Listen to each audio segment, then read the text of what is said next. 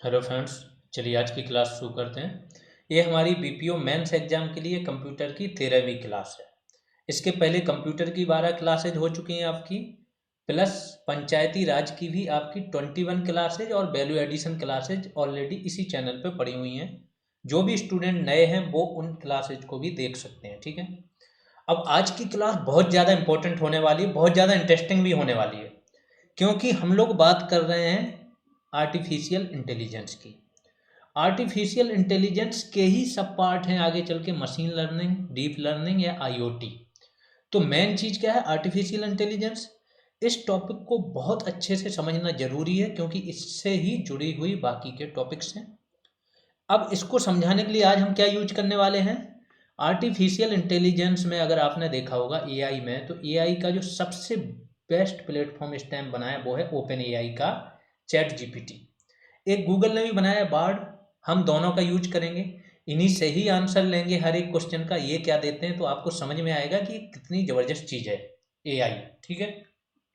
तो पहले हम क्वेश्चन लेते हैं, उसके एमसीक्यूज लेते हैं और फिर बाद में हम यूज करेंगे इसी एआई का। तो बहुत इंटरेस्टिंग होने वाला हो। आप इससे ये भी सीख जाओगे कि एआई का यूज कैसे करना है आपको निजी दैनिक जीवन के कार्यों में, प्रेजेंटेशन बनाने में, बहुत सारी चीज़ें आप यहाँ से जानोगे। तो पहला क्वेश्चन क्या है? एआई के विकास को उचित क्रम में व्यवस्थित करें। एआई के विकास का एक आपको क्रम बनाना है। तो पहले neural network, machine learning, deep learning और एआई की उत्पत्ति। तो ये पूछ रहे हैं कि पहले क्या हुआ था, फिर सेकंड नंबर पे क्या चीज़ हुई आई थी, फिर थर्ड पे क्या आई थी, फिर फोर्थ पे क्या आई थी। आपको क्रम बनाना है। तो इसका क्रम क्या है? पहले है चौथा नंबर एआई की उत्पत्ति, फिर फर्स्ट है न्यूरल नेटवर्क। न्यूरल नेटवर्क क्या होता है? देखो, आपके माइंड में होते हैं न्यूरॉन्स। जब मनुष्य ने संकल्पना की कि मशीन यानी कि कंप्यूटर कंप्यूटर भी मनुष्य की तरह सोच सकता है, तो इन्होंने भी उसके लिए एक न्यूरॉन्स का नेटवर्क बनाया और वैसी ही संरचना दे दी जैसे मनुष्य के मस्तिष्क की होती है, इसलिए न्यूरल नेटवर्क आया। फिर सेकंड नंबर पे मशीन लर्निंग आई और फाइनली लास्ट में आई डीप लर्निंग। डीप लर्निंग से ही उत्पत्ति होती है डीप फेक की, ठीक। तो ये हो जाएगा इसका। इसके बारे में थोड़ा टेस्ट जान लेते हैं। एआई के विकास का क्रमबद्ध क्या है? सबसे पहले एआई की उत्पत्ति, फिर neural network, then machine learning, then deep learning. AI की उत्पत्ति कब हुई थी? तो आर्टिफिशियल इंटेलिजेंस शब्द पहली बार 1956 में जॉन मैककार्थी इनके द्वारा गढ़ा गया था, जब इन्होंने इस विषय पर पहला अकादमिक सम्मेलन आयोजित किया था। एआई का समस्या समाधान और प्रतीकात्मक तरीकों पर केंद्रित था, मतलब आपके पास कोई प्रॉब्लम है तो उसकी सॉल्व करने पर ही रिलेटेड था, जो शुरुआती काम था। अब हम लोग सीधा एआई ही यूज करते हैं, डायरेक्ट एआई पे चलते हैं। तो यहाँ पे ये क्रोम ओपन कर लिया हमने, देन यहाँ पे देखते हैं आपका चैट जीपीटी। जैसे ही आप चैट जीपीटी सर्च करोगे, ओपन एआई का है, ओपन हो जाएगा। अब यहाँ पे आप कुछ भी डालो जो आपको चाहिए। तो यहाँ पे डाल दिया, please tell me about history of AI in Hindi and English. जिन लोगों ने अभी AI tools chat GPT use नहीं किया वो भी आज से करने लगेंगे, ठीक है। तो ये बता रहा ओरिजिन कब हुआ, इन्होंने पूरा दे दिया, ठीक है। इंग्लिश में दिया है इसका, हिंदी में भी हमने मांगा था, अच्छा हिंदी में आ गया, ठीक है। तो सबसे पहले कृत्रिम बुद्धिमत्ता की अवधारणा का विकास कब हुआ? 1950 के दशक में हुआ। पूरा इतिहास देख लेते हैं, एक मिनट रुक जाइए, यहाँ से चेक करते हैं। तो कृत्रिम बुद्धिमत्ता की अवधारणा कब? 1950 के दशक में पेश की गई। एक वैज्ञानिक थे, कल की क्लास में भी मैंने बताया, हो सक आप लोग को थोड़ा सा ये वो दिख रहा होगा, फॉन्ट साइज छोटा, बट यही फॉन्ट है, ठीक है। तो एलन ट्यूरिंग एक अंग्रेजी गणितज्ञ थे, इन्होंने एआई के लिए एक सैद्धांतिक आधार विकसित करने में महत्वपूर्ण भूमिका निभाई। 1950 में उन्होंने ट्यूरिंग परीक्षण प्रस्तुत किया, एक टेस्ट, ट्यूरिंग टेस्ट इन्होंने एक प्रस्तुत किया। इस टेस्ट के द्वारा क्या, मशीन की बुद्धिमत्ता की क्षमता को मानव की तुलना में उससे नहीं अलग किया जा सकता था। दैट मीन्स मशीन की जो बुद्धिमत्ता थी और मानव की जो बुद्धिमत्ता थी उनको एक दूसरे से अलग नहीं किया जा सकता था। ये इन्होंने इस टेस्ट में बताया। ट्यूरिंग टेस्ट, ये मैंने बताया था आपको लास्ट क्लास में कि जो आपके जॉन मैककार्थी थे इनको एलन ट्यूरिंग अवार्ड मिला हुआ है। ठीक। दूसरा सम्मेलन हुआ 1956 में, डार्ट माउथ सम्मेलन। कृत्रिम बुद्धिमत्ता शब्द का प्रवर्तन 1956 में डॉट माउथ सम्मेलन में हुआ। इस सम्मेलन को किसने? जॉन मैककार्थी, मार्विन मिस्की, नेथनियल रोचेस्टर और क्लोड सैनन ने संचालित किया था, जिसने एआई को एक शैक्षिक क्षेत्र के रूप में आरंभ किया। अब प्रारंभिक वर्ष देख लेते हैं कि प्रारंभिक वर्षों में एआई अनुसंधान में प्रतीकात्मक एआई पर केंद्रित था। प्रतीकात्मक था मतलब इतना ज़्यादा यूज नहीं हो रहा था। मशीन को कार्यों को पूरा करने के लिए स्पष्ट निर्देशों के साथ प्रोग्राम किया गया था। हर्बर्ट साइमन और एलन न्यूएल जैसे अनुसंधानकर्ता के कामों से प्रेरित होकर प्रतीकात्मक समस्याओं को हल करने के लिए कार्यक्रम विकसित हुए। आगे चलते हैं। फिर हुआ इनका एआई विंटर। 1970-1980 के दशकों के दौरान एआई को चुनौतियों का सामना करना पड़ा और इस समय को क्या बोला जाता है? AI winter. अपेक्षाएं मौजूदा तकनीक की क्षमताओं को पार कर गई, जिससे एआई अनुसंधान में कमी हो गई। फिर पुनर्जागरूकता 1990 के दशक में हुई है, दोबारा इसमें प्रयोग में तेजी आई। फिर समकालीन एआई 2000 और 2020 के बीच में, इसमें उद्योगों में एआई यूज होने लगी। प्राकृतिक भाषा प्रसंस्करण, कंप्यूटर विजन, समर्थन लर्निंग तेजी से आगे बढ़े। गूगल, फेसबुक और अन्य कंपनियों ने एआई अनुसंधान में भारी निवेश किया। कुछ चिंताएं हैं। ये पूरा इतिहास आ गया आपका एआई का। सेम हम कहाँ पढ़ रहे थे? यहाँ पर। अब आते हैं एआई के ये सारी अवधारणाएं हैं कि और क्या क्या हुआ। न्यूरल नेटवर्क की अवधारणा, ये क्या है? जो पैटर्न को पहचानने के लिए डिजाइन किए गए जैविक न्यूरॉन्स के सरलीकृत मॉडल हैं। 1950 के दशक के अंत में उभरी है। फिर मशीन लर्निंग एक कब उभरी? 1990 के दशक में फलने फूलने लगी। मशीन लर्निंग भी क्या है? एक प्रकार का आर्टिफिशियल इंटेलिजेंस ये भी है, जो सॉफ्टवेयर एप्लीकेशन को स्पष्ट रूप से प्रोग्राम किए बिना परिणामों की भविष्यवाणी करने में अधिक सटीक होने की अनुमति देती है। अगर फिर से हम सर्च करेंगे, वीडियो बहुत ज़्यादा लंबा हो जाएगा, नहीं तो एक एक चीज़ सर्च करके बताते मशीन लर्निंग क्या होती क्या नहीं, आगे क्वेश्चन में आएगी। मशीन लर्निंग का एक उप समूह क्या है? Deep learning. ये कब आया था? 2000 के दशक में। ये 1990 के दशक में आया था एमएल मशीन लर्निंग, और डीएल कब आया था? 2000 के दशक में। तो ये आपको क्रम इसका लगाना था, यहाँ से अब आपको पता चल गया होगा कि इसका क्रम क्या होगा। जो डीप लर्निंग एल्गोरिदम है, किसी दिए गए लॉजिकल संरचना के साथ डेटा का लगातार विश्लेषण करके मनुष्यों के समान निष्कर्ष निकालने का प्रयास करते हैं। डीप लर्निंग, डीप फेक आपने जाना होगा, सेम डीप लर्निंग का ही भाग है डीप फेक। तो सीधा चलते हैं, इसका यूज कहाँ हो रहा है। ये मॉडल छवि तथा वाक् पहचान, जो आप बोल रहे हो, ऑडियो, छवि मतलब पिक्चर या वीडियो, इसकी पहचान करने में ये मॉडल प्रयुक्त किए जाते हैं। अगला क्वेश्चन क्या है? निम्न में से कौन सी न्यूरल नेटवर्क की पहली लेयर है? Outer layer, hidden layer, input layer और अपर लेयर। तो क्या है? Input layer. अब इसके बारे में थोड़ा जान लेते हैं, फिर से चलते हैं चैट जीपीटी पे, इनसे पूछते हैं all layers of neural network.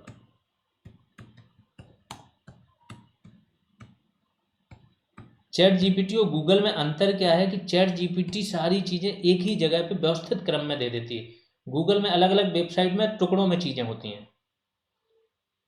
In Hindi and English.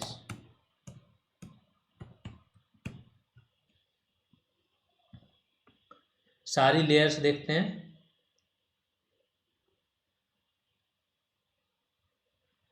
तो यहाँ से एक तो वहाँ पे हिंदी में लिखा था, तो आपको समझ में नहीं आ रहा होगा, यहाँ हिंदी और इंग्लिश दोनों मिल जाएंगे आपको। तो सबसे पहली लेयर ये क्या बता रहा है? Input layer. फिर हिडन लेयर।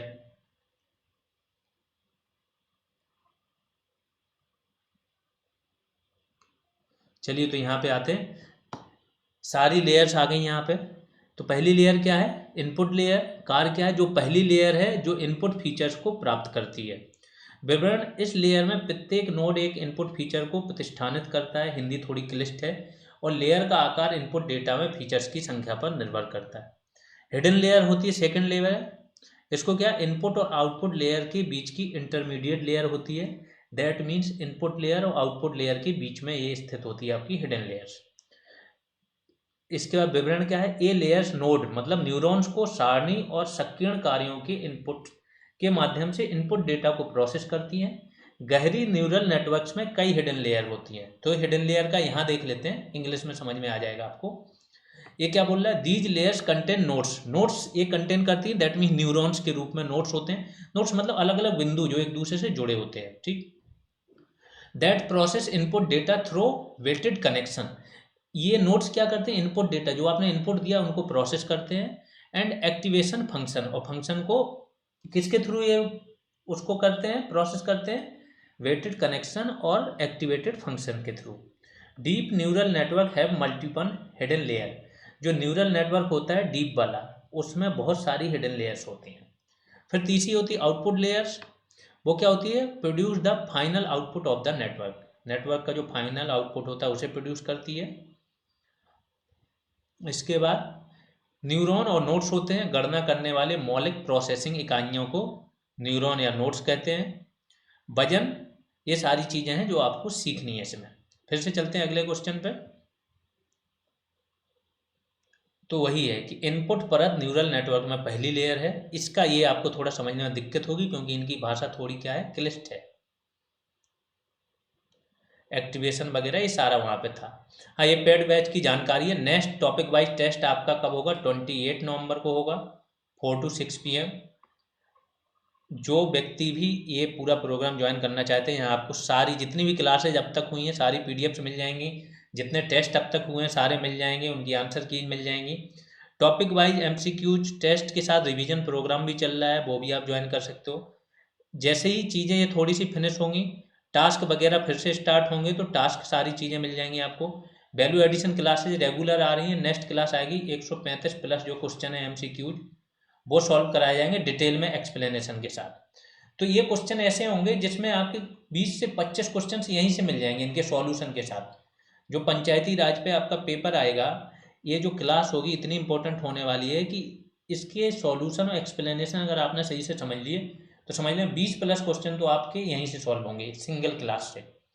और regular time to time group call होती रहती है तो आपको गाइडेंस मिलता रहता है। बैच फीस ये है, इस नंबर पे पेमेंट करना है, फ़ोनपे, पेटीएम, गूगल पे, कुछ भी। नेम चेक कर लेना और इसके बाद उसका स्क्रीनशॉट टेलीग्राम या व्हाट्सएप में से किसी पे भी भेज सकते हैं। ये अगर कोई क्वेरी है तो इस नंबर पे आप कॉल कर सकते हो। तीसरा क्वेश्चन क्या है, आर्टिफिशियल इंटेलिजेंस में कौन सा एजेंट हैप्पी और अनहैप्पी स्टेट से संबंधित है। तो इसका आंसर क्या है, यूटिलिटी बेस्ड एजेंट। तो इसके एजेंट हैं, अलग अलग एजेंट हैं। सबसे पहले देख लेते हैं, कंप्यूटर विज्ञान के अनुसार आर्टिफिशियल इंटेलिजेंस बुद्धिमान एजेंटों, तर्कसंगत एजेंटों और उनके पर्यावरण का अध्ययन है। एजेंट क्या होता है, एजेंट वह होता है जो अपने वातावरण में काम करता है। जैसे ये आपका पूरा नेटवर्क है तो नेटवर्क में सेंसर भी लगे हैं, रीडर भी लगे हैं, इसके बहुत सारे अलग अलग काम करने वाले डिवाइसेज लगे हैं। तो ये सारे अपने आप में एक प्रकार के एजेंट है, जिसको जो निर्देश मिलता है वो फिर काम करता है उसका, उस हिसाब से आगे की ओर आउटपुट देता है। अब ये पूरा सारा जितना सिस्टम बना हुआ है ये इनका क्या, परिवेश, वातावरण है ये, ठीक है।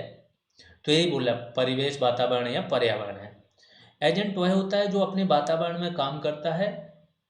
पर्यावरण यह एक एजेंट का परिवेश है, जो एजेंट जिसमें काम करता है उसका ये परिवेश है। एक एजेंट सेंसर के माध्यम से पर्यावरण से इनपुट लेता है और एक्चुएटर्स के माध्यम से आउटपुट को पर्यावरण तक पहुंचाता है। ये सारा बोल रहा है। अब एजेंट के प्रकार देख लो। सिंपल रिफ्लेक्स एजेंट वर्तमान धारणा के आधार पर कार्य करता है और अवधारणा इतिहास की उपेक्षा करता है। यानी एक एजेंट ने अब तक के सभी इतिहास को देखा है। जो सिंपल रिफ्लेक्स एजेंट होता है वो इतिहास को नहीं मानता है, इसकी उपेक्षा करता है और वर्तमान में जो धारणाएं चल रही हैं उसके हिसाब से काम करता है। थोड़ा सा फिर से चलते हैं ChatGPT पे, ये थोड़ा इसको सिंपलाइज करेगा। Agents of AI,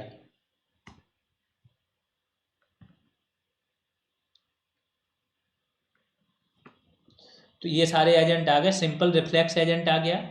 these agent take action based solely on the current perception, तो ये जो वर्तमान में परसेप्शन है उसके आधार पे ही ये पूरा डिसीजन लेते हैं। They do not consider the history of past perception, तो जो पुराने या हिस्ट्री है उन पे ये कंसीडर नहीं करते। दूसरा मॉडल बेस्ड रिफ्लेक्स एजेंट, ये क्या बोलता है, these agents maintain an internal state और मॉडल ऑफ द वर्ल्ड, दुनिया की एक मॉडल या इंटरनल स्टेट ये मेंटेन करते हैं। अलाउंग देम तो कंसीडर हिस्ट्री, मतलब ये हिस्ट्री को कंसीडर करते हैं, ये अलाउ करते हैं। एंड मेक इन्फॉर्म डिसीजन, अब जब हिस्ट्री आपके पास है तो आपका डिसीजन ज़्यादा इन्फॉर्मेशन बेस्ड होगा, क्योंकि आप पहले से जो आपके अभ्यास हैं, जो एक्सपीरियंस है, उसको भी कंसीडर कर रहे हैं। फिर तीसरा होता है goal based agent. Goal based agent are driven by a set of goals, मतलब जो सेट ऑफ लक्ष्य हैं, आपके गोल्स हैं, उनसे ड्राइव होते हैं। They consider the current state, ये भी वर्तमान स्टेट को कंसीडर करते हैं। The desired goal and possible action to be achieved, इससे क्या होगा कि आपका जो उद्देश्य है, जो लक्ष्य है, उसको आप अचीव करते हो। फिर यूटिलिटी बेस्ड एजेंट क्या होते हैं, similar to goal based agent, जैसे गोल बेस्ड एजेंट होते हैं उन्हीं की तरह ये यूटिलिटी बेस्ड एजेंट होते हैं। Utility based agent consider not only the achievement, ये जो आपका लक्ष्य है ना, उसको आपने प्राप्त किया या नहीं किया उसको कंसीडर, केवल उसको कंसीडर नहीं करते हैं, बट ऑल्सो असाइन यूटिलिटी और वैल्यू टू डिफरेंट आउटकम्स। तो ये क्या करते हैं, अलग अलग प्रकार के जो आउटकम्स होते हैं, जो आपने परिणाम प्राप्त किए, उनकी वैल्यू को भी ये क्या करते हैं, कंसीडर करते हैं। They aim to maximise overall utility, तो ये ओवरऑल यूटिलिटी को मैक्सिमाइज करने का लक्ष्य रखते हैं। फिर आपका लर्निंग एजेंट्स है, रेशनल एजेंट हैं, रिएक्टिव एजेंट हैं, डिलीवरेटिव एजेंट है और ऑटोनोमस एजेंट है, मल्टी एजेंट सिस्टम। तो ये सारा आपके इतने टाइप के एजेंट होते हैं, लेकिन जो क्वेश्चन जिस पे बनता है वो हमने बता दिया आपको। फिर से आ जाते हैं। जो मॉडल आधारित एजेंट होते हैं, इनके पास एक मॉडल होता है, यानी पूरी दुनिया में चीज़ें कैसे होती हैं मॉडल के आधार पर यह कार्य करता है। लर्निंग एजेंट पिछले अनुभवों से सीखते हैं और सीखने के माध्यम से स्वचालित रूप से अनुकूलित होते हैं। यूटिलिटी आधारित जो एजेंट होता है, उपयोगिताओं या वरीयता के आधार पर क्रियाओं का चयन करते हैं, उन कार्यों को चुनते हैं जो अपेक्षित उपयोगिता का अधिकतम प्रयोग करते हैं। उपयोगिता एजेंट की खुशी का वर्णन करती है, जो उपयोगिता एजेंट होता है वो उसकी खुशी का वर्णन करती है, इसलिए खुशी हैप्पीनेस स्टेट से संबंधित कौन सा है, यूटिलिटी बेस्ड एजेंट। अगला क्वेश्चन देखते हैं, निम्न में से कौन सा कृत्रिम बुद्धिमत्ता के पक्षपात का स्रोत नहीं। पक्षपात मतलब पूर्वाग्रह, पूर्वाग्रह किस वजह से आप नहीं बना सकते हो, तो डेटा बिल्कुल बना सकते हो, डेटा है आपके पास तो आप कुछ ना कुछ पूर्वाग्रह बनाओगे। दूसरा एल्गोरिदम, फिर आगे चलते हैं, लोग प्यूपिल भी पूर्वाग्रह रखते हैं, एल्गोरिदम भी पूर्वाग्रह रखती है।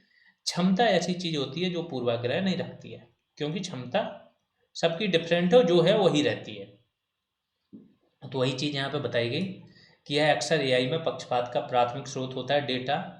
एल्गोरिदम जो होती है उसमें भी आप पूर्वाग्रह डाल सकते हो।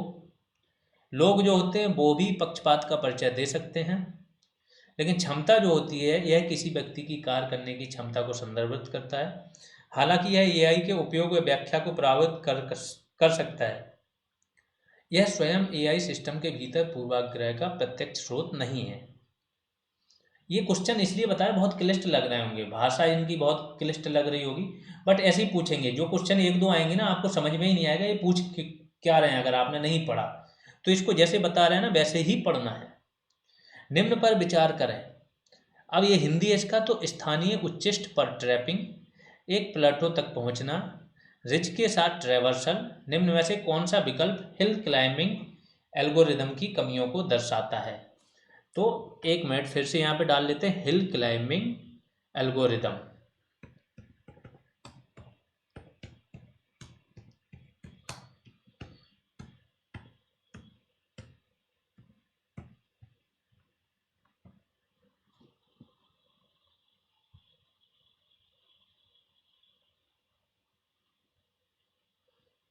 तो ये हिल क्लाइंबिंग एल्गोरिदम के बारे में चीज़ें आ गई, initialize, evaluate, neighbour generation, select the best neighbour, update, repeat. ठीक है, इसमें क्या पूछा गया है कि निम्न में से कौन सा विकल्प हिल क्लाइंबिंग एल्गोरिदम की कमियों को दर्शाता है। तो ए बी सी तीनों है, इसमें देख लेते हैं क्या है। हिल क्लाइंबिंग एल्गोरिदम में सर्च पथ के प्रत्येक बिंदु पर एक अनुक्रमिक नोड जो सबसे तेजी से हिल के शीर्ष या लक्ष्य तक ले जाता हुआ प्रतीत होता है, उसे क्या अन्वेषण मतलब रिसर्च के लिए चुना जाता है। सर्च की इस विधि में उत्पन्न परीक्षण विधि को एक ह्यूरिस्टिक न्यू द्वारा संवर्धित किया जाता है जो वर्तमान स्थिति की लक्ष्य स्थिति की निकटता को मापता है। अब इसमें हिंदी ये समझना थोड़ा सा मुश्किल हो रही होगी मोर देन, लेकिन आपको तो इतना जानना है कि हिल क्लाइंबिंग जो एल्गोरिदम है इनकी कमियों को कौन कौन दर्शाते हैं, तो ABC तीनों दर्शाते हैं। ठीक है, एक स्थानीय उच्चिष्ट पर ट्रैपिंग, एक प्लेटो तक पहुंचना और रिज के साथ ट्रेवर्सल। किसे कृत्रिम बुद्धिमत्ता का जनक कहा जाता है, तो जॉन मैककार्थी को कहा जाता है, ये तो आपको बताया है। एलन ट्यूरिंग भी सबसे पहले अवधारणा या ऐसा कुछ हो सकता है, ऐसा इन्होंने ही सोचा था एलन ट्यूरिंग ने। बाद में इन्होंने सम्मेलन किया था, अभी मैंने जब स्टार्टिंग में बताया था हिस्ट्री के बारे में, तो जॉन मैककार्थी हो जाएंगे। कृत्रिम बुद्धिमत्ता का जनक जो शीर्षक है किसे दिया जाता है, जॉन मैककार्थी को दिया जाता है। इनका जन्म बोस्टन मैसाचुसेट्स अमेरिका में 1927 में हुआ था। 2011 में इनका निधन हो गया था। 1956 में डॉर्टमाउथ कॉलेज में एक सम्मेलन का प्रस्ताव करते हुए आर्टिफिशियल इंटेलिजेंस शब्द इन्होंने गढ़ा था, इसके बारे में अभी हमने पढ़ा था। इनके अभूतपूर्व कार्य ने कंप्यूटर विज्ञान के भीतर एक अलग क्षेत्र के रूप में AI की नींव रखी। मैककार्थी क्या थे, लिस्प प्रोग्रामिंग भाषा के सह रचनाकारों में से एक थे। इन्होंने AI के विकास में महत्वपूर्ण भूमिका निभाई थी। इन्होंने कंप्यूटर दक्षता बढ़ाने के लिए टाइम शेयरिंग सिस्टम की अवधारणा शुरू की थी। 1958 में सलाह लेने वाला की उनकी अवधारणा को आधुनिक ज्ञान आधारित प्रणालियों के अग्रदूत के रूप में देखा जा सकता है। मैककार्थी ने AI के लिए एक महत्वपूर्ण सिद्धांत लॉजिक प्रोग्रामिंग के विकास का समर्थन किया था। तो जो प्रोलॉग है आपकी भाषा वो क्या है, लॉजिकल प्रोग्रामिंग से रिलेटेड ही है, इसी में ही AI से आधारित प्रोग्राम लिखे जाते हैं। इनकी दृष्टि में ऐसी मशीनें शामिल थीं जो मनुष्यों के साथ सार्थक बातचीत कर सकती थी, जो आधुनिक AI का एक प्रमुख सिद्धांत है। AI में इनके योगदान के लिए उन्हें 1971 में कंप्यूटर विज्ञान में सर्वोच्च सम्मान, क्या नाम है, ट्यूरिंग अवार्ड, जैसा मैंने बताया था कि एलन ट्यूरिंग बहुत महान वैज्ञानिक थे कंप्यूटर के क्षेत्र में, इन्हीं के नाम पे अवार्ड है, इससे इन्हें सम्मानित किया गया था। ये जितने भी क्वेश्चन आ रहे हैं, ज़्यादा क्वेश्चन नहीं, 11 से 12 क्वेश्चन हैं, इनको ऐसे ही याद करना है क्योंकि यहाँ से 1-2 क्वेश्चन आ जाएंगे आपके। किसी दिए गए स्टेट रिप्रेजेंटेशन से डिटेल्स को हटाने की प्रक्रिया को क्या कहा जाता है, तो क्या कहा जाता है इसे, एब्स्ट्रैक्शन। एक्सट्रैक्शन होना चाहिए यहाँ पे, ये होना चाहिए। तो एक्सट्रैक्शन एक प्रकार का आर्टिफिशियल इंटेलिजेंस प्रॉब्लम फॉर्मुलेशन और प्रॉब्लम सॉल्विंग प्रोसेस है। स्ट्रक्चर और ऑब्जेक्ट्स के एनालिसिस की इस विधि में अधिक महत्वपूर्ण विवरणों पर ध्यान केंद्रित करने के लिए फिजिकल, टेम्परल या स्पॉटियल इंफॉर्मेशन का एलिमिनेशन सम्मिलित होता है। एक्सट्रैक्शन विधि कंप्यूटर विज्ञान में एक सरल सिद्धांत है जिसका प्रयोग जावा, C++ जैसी कई प्रोग्रामिंग लैंग्वेज में डिक्लेरेटिव स्टेटमेंट के रूप में किया जाता है। आगे चलते हैं। ये देखो 2 टाइप के क्वेश्चन आते हैं, एक तो या तो नॉर्मल आएगा कि मनुष्य की तरह सोचने वाले प्रोग्रामिंग मशीनों में किया जाता है, इसे क्या बोला जाता है, तो ये तो हर कोई कर लेगा। या अगर थोड़े से टफ या क्लिष्ट क्वेश्चन आएंगे तो ऐसे ही आएंगे। निम्न में से कौन सा एल्गोरिदम आर्टिफिशियल इंटेलिजेंस से संबंधित है, तो कौन सा है, हिल क्लाइंबिंग एल्गोरिदम। इसके बारे में अभी पढ़ा था थोड़ी देर पहले। एक प्रकार का AI एल्गोरिदम है जो चरम हल तक, क्योंकि हिल क्लाइंबिंग की बात हो रही है, आप किसी पहाड़ी पर चढ़ रहे हैं तो जब तक आप चोटी तक नहीं पहुंचेंगे तब तक आप क्या है, संतुष्ट नहीं होंगे। तो आपको पहले और भी बहुत सारे ऐसे स्टैंड मिल जाएंगे जहां तक आप पहुंच के लगेगा कि हाँ आ गए, लेकिन आपको कहाँ जाना है, चरम हल तक जाना है। तो जो चरम हल तक पहुंचने तक मान में लगातार सुधार करता है। इस पद्धति का उपयोग गणितीय मुद्दों के साथ साथ वास्तविक दुनिया के अनुप्रयोगों जैसे कि मार्केटिंग और शेड्यूलिंग को हल करने के लिए किया जाता है। हिल क्लाइंबिंग एल्गोरिदम एक लोकल सर्च एल्गोरिदम है जो पहाड़ की चोटी या समस्या का सबसे अच्छा हल खोजने के लिए बढ़ती ऊंचाई मान की दिशा में आगे बढ़ता है। दैट मीन्स सबसे अच्छा हल खोजने के लिए आगे बढ़ता है। जब यह एक चरम मान से टकराता है तो यह रुक जाता है क्योंकि किसी भी समीप के पास अधिक मान नहीं होता है। मीन्स जो समीप का है इससे अच्छा या चरम मान इसके पास नहीं होता है तो ये रुक जाता है। हिल क्लाइंबिंग का उपयोग ज़्यादातर तब किया जाता है जब एक अच्छा अनुमानी उपलब्ध हो। इसे ग्रीडी लोकल सर्च के रूप में, ये क्वेश्चन फिर से आ सकता है, इसको ध्यान रखना। हिल क्लाइंबिंग एल्गोरिदम जो होती है उसे ग्रीडी लोकल सर्च के रूप में भी जाना जाता है क्योंकि यह सिर्फ अपने अच्छी समीप की स्थिति को मानता है और कुछ नहीं मानता। अब अगला क्वेश्चन है, एआई में कितने प्रकार के अभिज्ञान हैं? तो कितने हैं? 3 प्रकार के। कृत्रिम बुद्धिमत्ता एक कंप्यूटर या रोबोट की क्षमता है जिसे कंप्यूटर द्वारा नियंत्रित किया जाता है ताकि वह ऐसी गतिविधियों को कर सके जिससे सामान्य रूप से मानव बुद्धि और निर्णय की आवश्यकता होती है। जो आपकी अभिज्ञान है वो 3 प्रकार की होती है। एक होती है बायोमेट्रिक पहचान।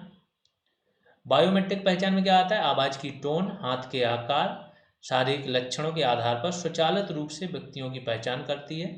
जो आप आधार कार्ड के लिए नहीं बायोमेट्रिक आइडेंटिफिकेशन होता है, सेम यहाँ पे। कंप्यूटर इस तरह से हस्तलेखन शैली जैसे व्यवहारों का भी उपयोग कर सकते हैं। जो हैंड राइटिंग है उसका भी कंप्यूटर जांच कर सकते हैं। दूसरा है सामग्री आधारित छवि पुनर्प्राप्ति, मतलब आपकी जो पिक्चर है उसकी पुनर्प्राप्ति। छवि पुनर्प्राप्ति मुद्दे के लिए कंप्यूटर विजन तकनीकों के एप्लीकेशन, विशाल डेटाबेस में डिजिटल चित्रों की खोज की चुनौती को सामग्री आधारित छवि पुनर्प्राप्ति के रूप में जाना जाता है। मतलब एक पिक्चर को खोजना, विशाल डेटा। मेटा के पास जो होती फेसबुक फेस रिकॉग्निशन टेक्निक थी, इन्होंने अब इसको बंद कर दिया, उसी की बात हो रही, जिसे छवि सामग्री द्वारा क्वेरी और सामग्री आधारित दृश्य सूचना पुनर्प्राप्ति के रूप में भी जाना जाता है। फिर तीसरा क्या है, इसी का ही अभिज्ञान क्या है? हस्तलिपि अभिज्ञान, जो हैंड राइटिंग है। हस्तलिपि अभिज्ञान HWR, जिसे हस्तलिपि पाठ अभिज्ञान भी HTR के रूप में जाना जाता है, कंप्यूटर की एक क्षमता है जो कागज के दस्तावेज, चित्र, स्पर्श प्रदर्शन और अन्य उपकरणों सहित विभिन्न स्रोतों से समझने योग्य हस्तलिखित इनपुट को पहचानने और व्याख्या करने की क्षमता रखता है। अगला क्वेश्चन बहुत इंपॉर्टेंट है, निम्न में से कौन सी भाषा आर्टिफिशियल इंटेलिजेंस के लिए उपयुक्त है? भाषा की बात हो रही है तो पहला ऑप्शन है फोर्ट्रॉन, दूसरा बेसिक, तीसरा प्रोलॉग और चौथा सी। तो जो मैंने बताया था लास्ट क्लास में बताया था, वैसे तो मेन भाषा आपकी प्रोलॉग ही बनाई गई थी, जो लॉजिकल सोचती थी और जिसके आधार पे ही आपके क्या है तर्क शक्ति वाले प्रोग्राम या आर्टिफिशियल इंटेलिजेंस वाले प्रोग्राम लिखे जाते थे। लेकिन आज की डेट में पाइथन सबसे ज़्यादा यूज हो रही है। ठीक है, तो क्वेश्चन जैसा पूछा जाए आंसर वैसा ही देना है। प्रोलॉग एक जनरल पर्पज प्रोग्रामिंग लैंग्वेज है जो आर्टिफिशियल इंटेलिजेंस और कंप्यूटेशनल भाषा विज्ञान से जुड़ी है। जितनी भी भाषाएं यहाँ पे दी गई हैं इनका उपयोग एआई में किसी न किसी रूप में होता है। फोर्ट्रॉन का यूज किस लिए होता है? यह एक पुरानी भाषा है जो आमतौर पर संख्यात्मक और वैज्ञानिक कंप्यूटिंग के लिए प्रयोग की जाती है। यह आमतौर पर आधुनिक एआई अनुप्रयोगों के लिए उपयोग नहीं की जाती है, जो फोर्ट्रॉन होती है, लेकिन फिर भी यदि आवश्यक हो तो इसका उपयोग किया जा सकता है, विशेष रूप से उन कार्यों के लिए जिनमें भारी संख्यात्मक गणना की आवश्यकता होती है। दूसरी भाषा है आपकी बेसिक। यह एक शुरुआती फ्रेंडली लैंग्वेज है, हालांकि यह आमतौर पर एडवांस डेटा संरचनाओं और पुस्तकालयों की कमी के कारण एआई अनुप्रयोगों के लिए उपयोग नहीं किया जाता है। इसमें क्या है ना, इसकी एक डिक्शनरी नहीं है इस जो भाषा है, क्योंकि बिल्कुल शुरुआती भाषा थी। जब कंप्यूटर भाषा का एक वो हुआ था, उपयोग होना शुरू हुआ था, तो उसी में ही बेसिक आई थी, शुरुआत थी। अब इसकी डिक्शनरी नहीं है तो इसका भी उपयोग नहीं किया जा सकता है। इसका उपयोग एआई सिस्टम को लागू करने के लिए किया जा सकता है। प्रोलॉग मेनली एआई के लिए यही भाषा बनी थी शुरुआत में। यह एक लॉजिक प्रोग्रामिंग लैंग्वेज है जो अक्सर एआई से जुड़ी होती है, विशेष रूप से विशेषज्ञ सिस्टम, नेचुरल लैंग्वेज प्रोसेसिंग और ज्ञान प्रतिनिधित्व के क्षेत्र में। यह पैटर्न मैचिंग, स्वचालित बैक ट्रैकिंग को सपोर्ट करता है, जो इस प्रकार के कार्यों के लिए शक्तिशाली। तो एआई है क्या, ये समझो। जो मनुष्य का माइंड है ना, वो जो देखता है, जो देखता है, सुनता है, टच करता है, उससे वो सीखता है। ठीक है, कंप्यूटर भी क्या करता है, कंप्यूटर को जब आप एआई वाली क्षमताएं देते हो तो उसके जो सेंसर्स होते हैं, सारी चीज़ें होते हैं, वो टाइम टू टाइम सारी चीज़ें देख के उससे अपने आप को इम्प्रूव करते जाते हैं, उससे सीखते हैं। तो यहाँ पे भी उसी चीज़ की ज़रूरत पड़ती है। तो पैटर्न मैच करना, रिकॉग्नाइज करना, चीज़ों को देखना, याद करना, वो सारे काम ही कर रहा है। अब सी के बारे में जान लेते हैं। यह एक निम्न स्तरीय सामान्य उद्देश्य वाली भाषा है। इसका उपयोग एआई विकास के लिए किया जा सकता है, लेकिन यह सबसे कुशल विकल्प नहीं हो सकता है। अब आते हैं जो सबसे ज़्यादा यूज हो रही भाषा। इसमें पाइथन द्वारा प्रदान किए जाने वाले उच्च स्तरीय सार और जो इसकी लाइब्रेरी पुस्तकालयों जैसे टेंसरफ्लो या पाइटॉर्च का अभाव है, जो आमतौर पर एआई में उपयोग किए जाते हैं। हालांकि यह ध्यान दिया जाना चाहिए कि वर्तमान में एआई विकास में पाइथन अपनी सादगी, लचीलेपन और एआई के व्यापक पारिस्थितिकी तंत्र, उपलब्ध मशीन लर्निंग लाइब्रेरी के कारण अब तक की सबसे व्यापक रूप से इस्तेमाल की जाने वाली भाषा है। मतलब एआई के जितने भी प्रोग्राम लिखे जा रहे हैं उनमें सबसे ज़्यादा यूज क्या हो रही, पाइथन यूज हो रही। जावा, आर और जूलिया जैसी अन्य भाषाओं का भी अक्सर प्रयोग किया जाता है।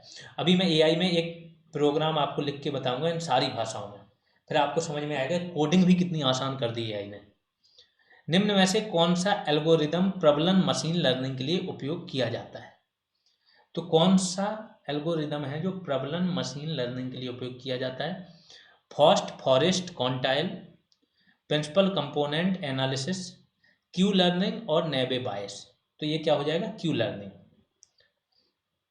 ये इसका एक्सप्लेनेशन है। आई डोंट थिंक एक्सप्लेनेशन उतना ज़्यादा आप लोगों को वो लग रहा होगा क्योंकि भाषा बड़ी क्लिष्ट इसकी। प्रबलन लर्निंग वांछित व्यवहारों को पुरस्कृत करने या अवांछित लोगों को दंडित करने के आधार पर एक मशीन लर्निंग प्रशिक्षण पद्धति है। इंग्लिश में देखो, इंग्लिश में दे तो ये फिर टोटल 40 पेज की पीडीएफ बन जाती है, टाइम बहुत ज़्यादा खा जाती है। ठीक है, कोशिश करेंगे नेक्स्ट जो एमसीक्यूज आएंगे उनको बाइलिंगुअल करने की कोशिश करेंगे जिससे आपकी एक समझ बने। सामान्य तौर पर एक प्रबलन सीखने वाला एजेंट अपने पर्यावरण को समझने, व्याख्या करने, कार्रवाई करने और परीक्षण और त्रुटि के माध्यम से सीखने में सक्षम होता है। क्यू लर्निंग क्या है? क्यू लर्निंग एक ऑफ पॉलिसी आरएल एल्गोरिदम है जिसका उपयोग अस्थायी अंतर सीखने के लिए किया जाता है। तो इस प्रकार से ये आपके एमसीक्यूज यहाँ पे समाप्त होते हैं। आपको टोटल एमसीक्यूज उनके आंसर याद रखने हैं, जहाँ पे एक्सप्लेनेशन की ज़रूरत है और कुछ काम का है वो बता दिया, वो आप याद रखिए। अब थोड़ा सा एआई के बारे में और जान लेते हैं। जैसे एआई से पूछो अगर कि give me a presentation on Panchayati राज,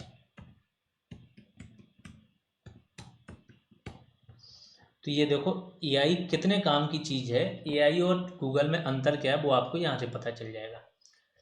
अब इनसे पूछा मैंने एक प्रेजेंटेशन दो पंचायती राज पे, तो Panchayati Raj system in India empowering local governance, ये इसका टाइटल हो जाएगा, इन्होंने बताया है। फिर स्लाइड 1 में क्या होगा, पंचायती राज सिस्टम इन इंडिया और सब title empowering local governance. Slide 2 में डेफिनेशन और इसके पर्पज। स्लाइड 3 में हिस्टोरिकल बैकग्राउंड, 1957 में बलवंत राय मेहता कमेटी रिकमेंड्स पंचायती राज। 1900, ये थोड़ा सा यहाँ सन एआई अभी उतना ज़्यादा एक्यूरेट नहीं हुआ है, 1977 की जगह ये 73 बता रहे हैं अशोक मेहता कमेटी। 1992 में 73वां संविधान संशोधन बता रहे, 93 में हुआ था ये, नाम इसका जरूर है कि 73वां संविधान संशोधन अधिनियम 1992। फिर ये बोल रहे हैं कॉन्स्टिट्यूशनल बेसिस, तो 73वां संविधान संशोधन के बारे में क्या क्या है क्या क्या नहीं है ये स्लाइड 4 में डालना है। स्लाइड 5 में स्ट्रक्चर ऑफ पंचायती राज, ग्राम पंचायत, पंचायत समिति और जिला परिषद, ये सारी चीज़ें बता रहा है। ब्लॉक लेवल पे है या तहसील लेवल पे, इलेक्टेड मेंबर्स, सरपंच, ग्राम पंचायत, इसका डिस्ट्रिक्ट लेवल बॉडी है, रिप्रेजेंट पंचायत समिति, नॉमिनेट्स मेंबर, ये सारी चीज़ें। फिर function of Panchayati Raj slide 6 में बोल रहे हैं लोकल डेवलपमेंट और सोशल जस्टिस। फिर डिसेंट्रलाइज प्लानिंग, जो आपका विकेंद्रीकरण है उसके बारे में, ग्राम सभा कैसे करती है। 3 tyre planning, challenge and criticism क्या क्या है, फाइनेंशियल डिपेंडेंस है, कैपेसिटी बिल्डिंग। फिर सक्सेस स्टोरी है, Kerala model, Gujarat water management. फिर कंक्लूजन है। ये बेहतरीन इन्होंने आंसर तैयार करके दिया है। आपको क्या है इसमें केवल डेटा फीड करना है और एआई आपका काम करता है। तो जो लोग भी मेंस की तैयारी कर रहे हैं इस तरीके से वो सारी चीज़ें यहाँ से प्राप्त कर सकते हैं। और भी एआई जैसे कोड है ना, कोडिंग वाला है, राइट डाउन ये कोड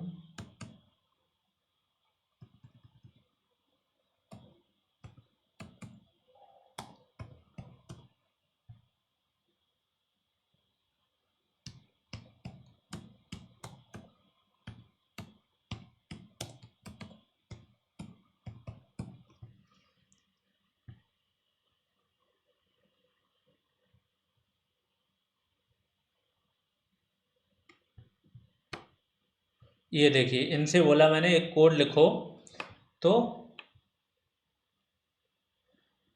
इन्होंने क्या बोला, write down A code on binary, जो डिजिट है एडिशन है। अगर आपकी स्पेलिंग मिस्टेक भी है, डिजिट लिख गया था यहाँ पे, तो भी ये समझ गई, एआई इतनी है। इसके बाद इन्होंने कोड लिख के पूरा दे दिया मुझे कि कैसे क्या करना है, और किस भाषा में लिखा है, पाइथन में लिखा है इन्होंने। अगर मैं इसको बोल देता राइट इन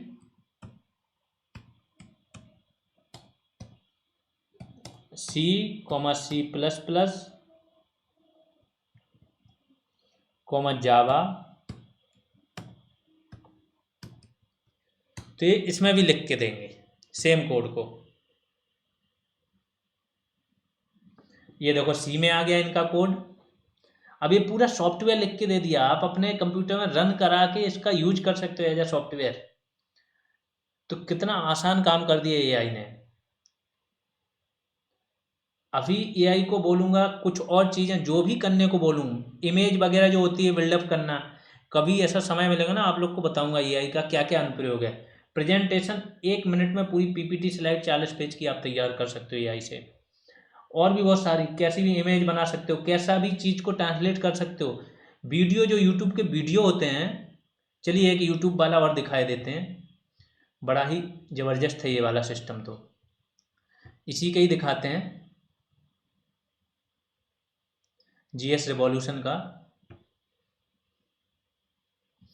वीडियो में क्या क्या है वो सब चीज़ आपको बता दिया जाएगा, ठीक है।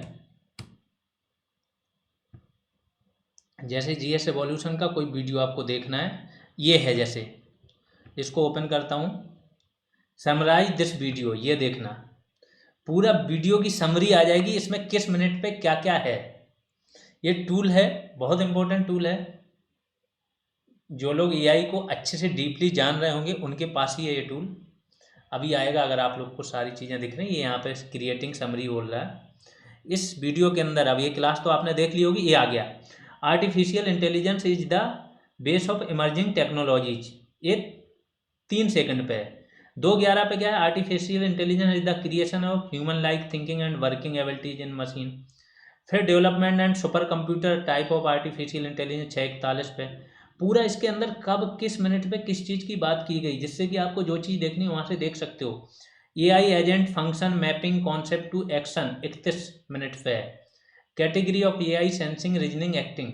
तो मैं तो एआई का यूज कर रहा हूँ, बहुत तरीके से यूज कर रहा हूँ, बहुत सारे काम बहुत आसानी से होते हैं। नेक्स्ट 8 से 10 दिन में देखोगे आप कि एआई से बहुत सारी चीज़ें में एआई का यूज हुआ है और आपका काम आसान हो गया। चलिए ठीक है, आप लोगों को अगर क्लास सही लग रही है तो ये आप लोग की जिम्मेदारी बनती है, क्लास को शेयर करो, जितना ज़्यादा से ज़्यादा शेयर कर सकते हो, लाइक सब्सक्राइब करो। अच्छी चीज़ें हर व्यक्ति तक पहुँचनी चाहिए। इसके बाद जिन लोगों को पेड बैच ज्वाइन करना है, तो पेड बैच की जानकारी वीडियो के बीच में भी रहती है। इसके बाद कोई भी एक पिंड कमेंट उठाओगे, वहाँ पे भी पेड बैच की जानकारी रहती है। अभी के लिए इतना ही, धन्यवाद।